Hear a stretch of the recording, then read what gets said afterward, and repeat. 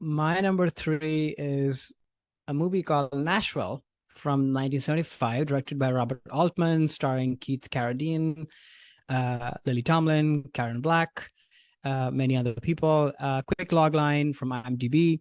Over the course of a few hectic days, numerous interrelated people prepare for a political convention.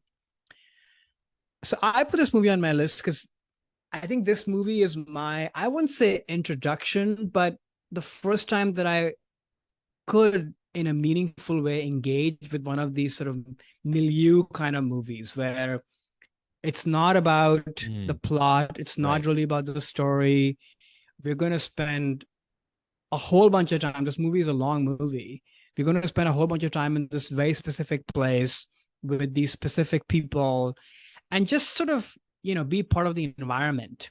And I think it's one of those movies where for the longest time you don't even know what is happening. You kind of just sit with it, and it's only later, once the movie is over, that's when the themes of the movie hit hard and you sort of live with them. That sort of was my experience of watching this movie for the first time. That I thought about this movie for days and days of what it was trying to say about Mm, celebrity and hero culture and patriotism, and how everybody is sort of gray, everybody is sort of good, sort of bad, but they're trying to sort of survive and do whatever they can at various, uh, points in their lives and whatever social and societal structure they might belong to. So, but it sort of gets underneath your skin. And I vividly remember this movie because I think before this movie, I had a used to have a hard time, and maybe I still have a hard time with some of the 70s classics because mm, I'm very much driven by kind of characters and actors and dialogue, not so much story and plot. mm-hmm. And I think pacing of movies does matter to me. And I think there's so many of these great 70s classics like Shampoo and Parallax View and Five Easy Pieces and New Leaf and such, that movies that I couldn't really watch earlier. Like I would watch 20 minutes. I was like, this is just, Mm, too all over the place and too mm. boring. Yeah, And I couldn't get into what it. is even happening? I couldn't really get into them. And I think Nashville really broke that for me. Mm, And it's no surprise, right? Like Altman is such a master craftsman. Like it's such a genius way of capturing so much that's going on, but yet keep it so specific. mm-hmm. And you need to strike that balance of environment and people and characters in such a way that they can then hit you hard once the movie is over. Otherwise, the whole thing will just like fall off like sand, Mm-hmm. through your hands. And the movie has that quality because there's so much of ambient things that are happening, conversations and cutovers and multiple overlay themes, and it almost looks like cinema verite. It looks real in some ways, but yet it's super stylized and Mm-hmm. kind of grounded. So I don't know. I just find this movie kind of incredible. And not to mention, we talk a lot about getting transported. Like this is again one of those movies. I'd never been to Nashville. I still haven't Mm-hmm. been to Nashville. I would really love to go. I think this movie totally transports you to that place and what these people care about, and all of that. So yeah. And I guess last two mentions, Lily Tomlin, incredible Mm-hmm. star making performance. I mean, I could just talk about her and on an entire episode. What a great kind of path breaking career she's had. And then music, that the main song he sings, I'm Easy. It's Mm. it's one of the songs that's been on my playlist since I watched that movie. I listen to it, every now and then. Just so beautiful, and also kind of paradoxical because Mm-hmm. the lyrics are actually the opposite of what this person actually conveys in this Yep. movie, Yep. which is so amazing. And really, that's the entire movie. Like, it is sort of saying the things as you see them are not always what they really are. So, yeah, that's my number three, Nashville.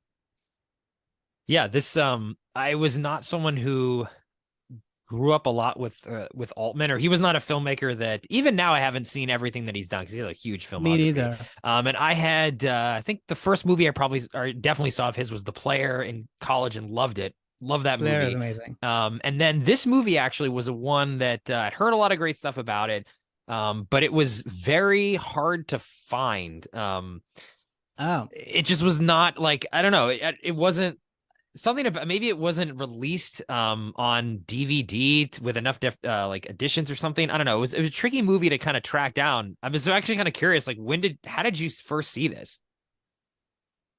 I saw it, I want to say in the late 2000s, I Okay, on think. DVD, like you rented it somewhere, or just Probably. curious? Oh Okay. yeah, I think this was like a Netflix Netflix DVD DVD. Yeah, rental. okay. Yeah, Yeah. yeah. Yeah, so I had I always heard about it. Like it was a movie like, oh, one of the best movies ever, best movies of the 70s, and I just wasn't like, it wasn't as easy. I don't know why. It just wasn't as easily accessible. So I finally did watch it, and I wasn't really in, like, I was going into it being like, I need to watch this, more of like I don't want to say like check it off a list, but okay, it's a Right. classic. I should know what this is. And I also walked away from it similar to what you were saying of like, there's so much going on in this movie that you don't really realize it until after it's over. And Mm-hmm. it's really about, I mean, it's, we did an episode already over this past year, like Plug for America episode Mm-hmm. around 4th of July this year. But I think this is one of the best movies about like Yeah. America without ever really hitting anything over the head. It's all there, Yeah. but it's not, the central plot has nothing to do with it. It's not in your face about, we're going to make this big, statement about what America's like in the 70s, but that's what this Right. movie captures, and you don't really realize it till it's over. And I definitely feel this movie captures what you were talking about with like Altman. He doesn't really, it's like, it's not really about the characters, like the story or the it's like a vibe. Like everything It's is a just this vibe. vibe that you go into, because there's not a central character.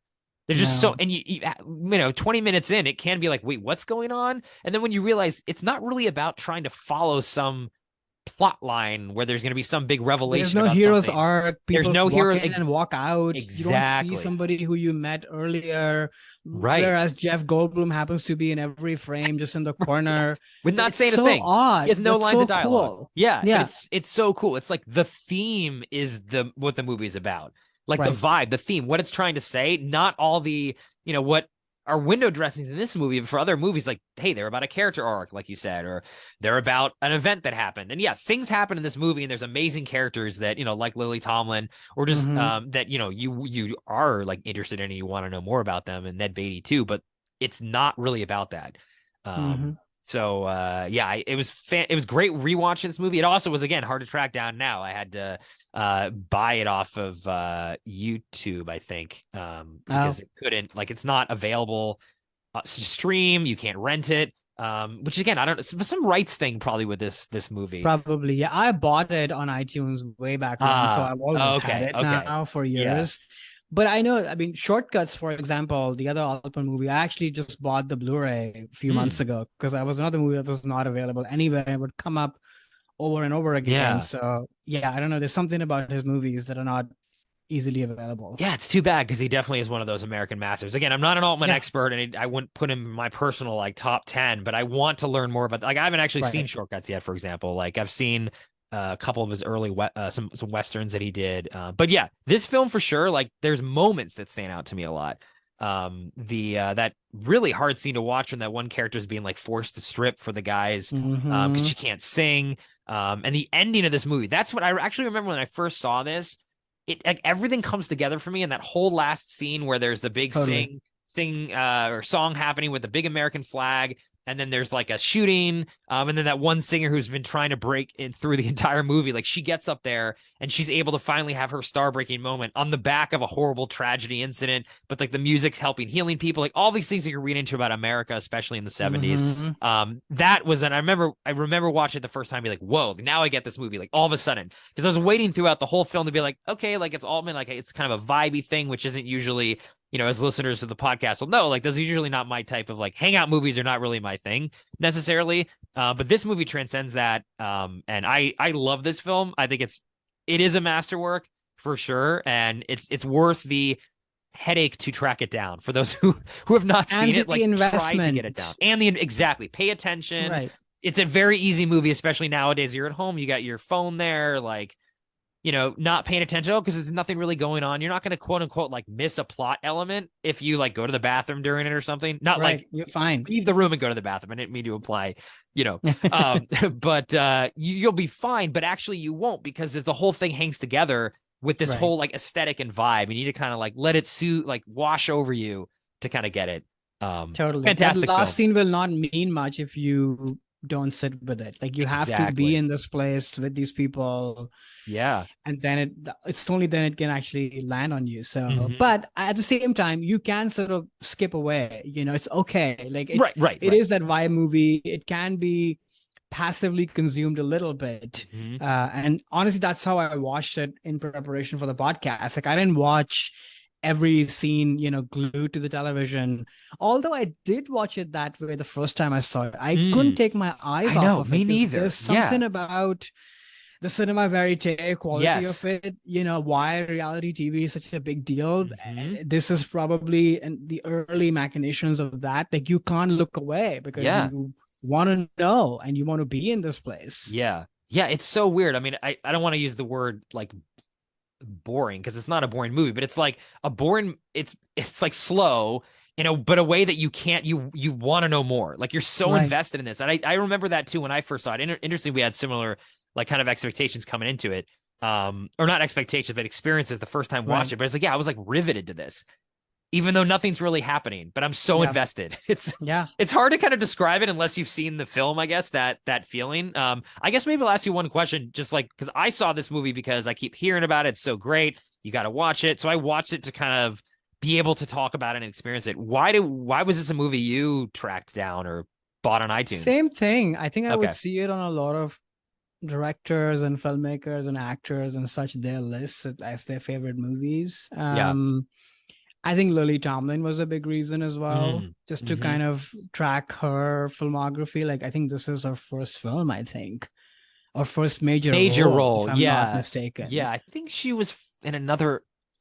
She knows she's on TV. Yeah, I'm not as super familiar with her history, but yeah, it's definitely her star making turn for Yeah. sure. Like, no Yeah, question so about it. It was those two, I think. And then, yeah, actually, I think Todd Haynes, because as people know, I'm a big fan of his, and I think he talks a lot about Altman, and there's a Julianne Moore connection between the two. Right, And I must yes. have kind of tracked this movie down through that rabbit hole, I think. Okay. Hey there, it's Alex. If you like the review and discussion Karan and I just had, make sure you subscribe to our channel, Movies That Shaped Us, to get full episodes.